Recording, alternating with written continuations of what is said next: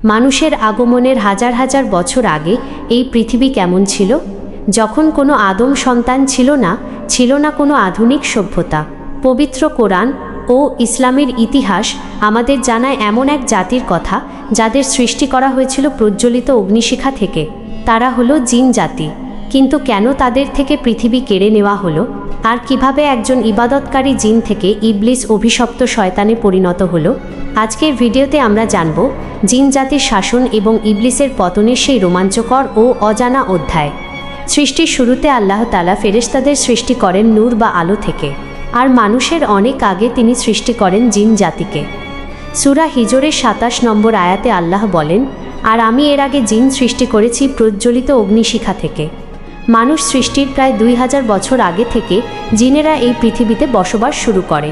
তাদেরও আমাদের মতো সমাজ ছিল বিচার ব্যবস্থা এবং গোত্র, কিন্তু তাদের স্বভাব ছিল অত্যন্ত উগ্র।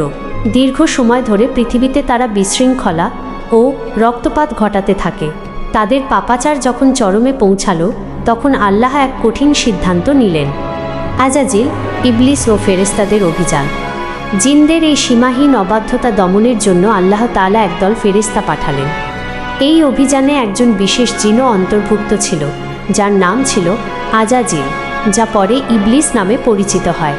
আজাজিল ছিল অত্যন্ত মেধাবী এবং ইবাদতকারী। জিনের ঘরে জন্ম নিলেও তার ইবাদতের কারণে আল্লাহ তাকে ফেরেশতাদের কাতারে স্থান দিয়েছিলেন। ফেরেশতাদের এই অভিযানে অবাধ্য জিনরা পরাজিত হয়ে সমুদ্রের দ্বীপে এবং দুর্গম পাহাড়ে পালিয়ে যায়। আজাজিল তখন হয়ে ওঠে আল্লাহর অত্যন্ত প্রিয় এবং ফেরেশতাদের শিক্ষক। তার মর্যাদা এতটাই বেড়ে গিয়েছিল যে সে নিজেকে সৃষ্টির শ্রেষ্ঠ ভাবতে শুরু করে, কিন্তু তার মনের গভীরে লুকিয়েছিল এক সূক্ষ্ম অহংকার, যা সে নিজেও জানত না। হযরত আদম আলাইহিসসালাম এর সৃষ্টি ও চূড়ান্ত পরীক্ষা। ইতিহাস মোড় নিল তখন যখন আল্লাহ ঘোষণা করলেন, নিশ্চয়ই আমি পৃথিবীতে একজন প্রতিনিধি খলিফা পাঠাতে যাচ্ছি।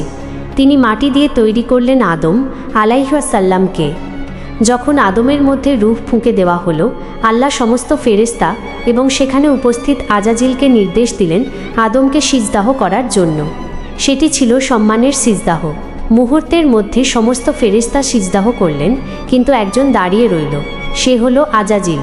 আল্লাহ জিজ্ঞেস করলেন, হে ইবলিস, আমি যাকে নিজ হাতে সৃষ্টি করেছি তাকে সিজদাহ করতে তোমাকে কিসে বাধা দিল? ইবলিস দম্ভভরে উত্তর দিল, আমি তার চেয়ে শ্রেষ্ঠ। আপনি আমাকে সৃষ্টি করেছেন আগুন থেকে, আর তাকে সৃষ্টি করেছেন মাটি থেকে। সূরা আরাফ ১২। এই একটি অহংকার আজাজিলকে চিরতরে অভিশপ্ত ইবলিস বানিয়ে দিল। তার হাজার বছরের ইবাদত ধূলিসাৎ হয়ে গেল মুহূর্তেই। ইবলিসের শপথ ও বর্তমান বাস্তবতা। জান্নাত থেকে বিতাড়িত হওয়ার সময় ইবলিস আল্লাহর কাছে কিয়ামত পর্যন্ত হায়াত চেয়ে নিল। সে শপথ করল সে বনি আদমকে চারপাশ থেকে আক্রমণ করবে এবং তাদের সিরাতাল মুস্তাকিম থেকে বিচ্যুত করবে।